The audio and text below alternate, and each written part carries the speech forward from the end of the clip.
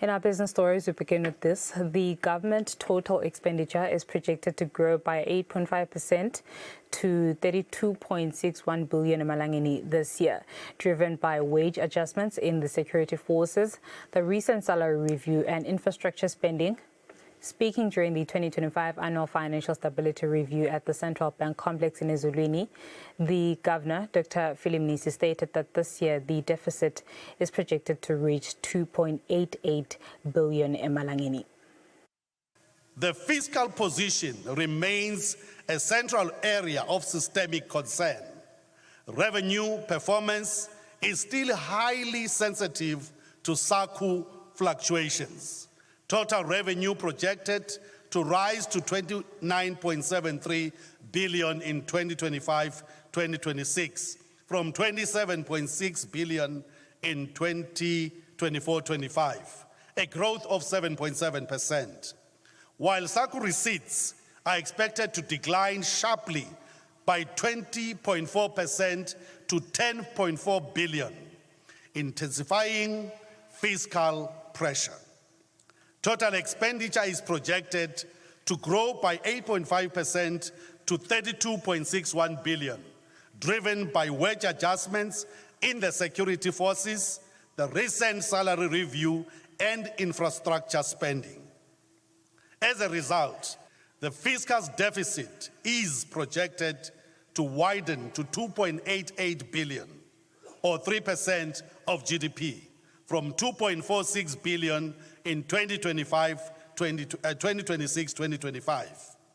Persistent deficit continue to erode contingency buffers, increase borrowing needs, and elevate sovereign liquidity risks with potential spillovers to the banking sector. The Revenue Stabilization Fund provides short-term relief, though its impact remains temporary.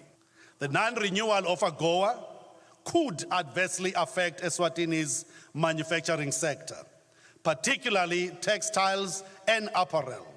Although exports via AGOA account are less than 10%, trade shocks may reduce foreign currency inflows, amplifying exchange rate and liquidity pressures within the financial system. This underscores the need for accelerated diversification into sectors such as agro-processing, renewable energy, and ICT, as well as deeper engagement with African trade markets to mitigate external vulnerabilities. We need to start thinking strategically how we drive the export sector so that we can draw and generate foreign exchange, starting with SMEs, instead always relying on foreign direct investment. Public debt rose to 40.3% of GDP by June 2025, up from 38.6% in June 2024. Domestic debt increased to 21.6% from 19.7% of GDP, while external debt declined marginally to 18.7% from 18.9%.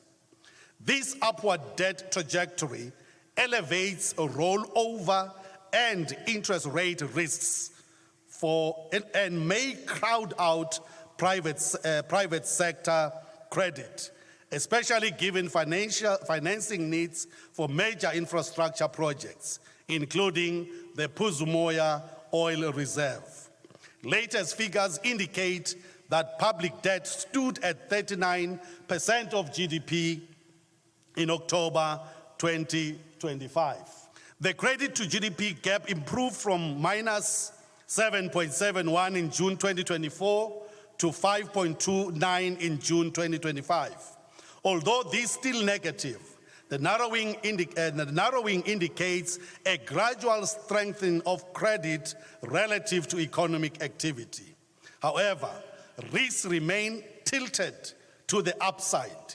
Imported inflation driven by geopolitical tensions, global supply disruptions, and climate shocks continue to strain household purchasing power.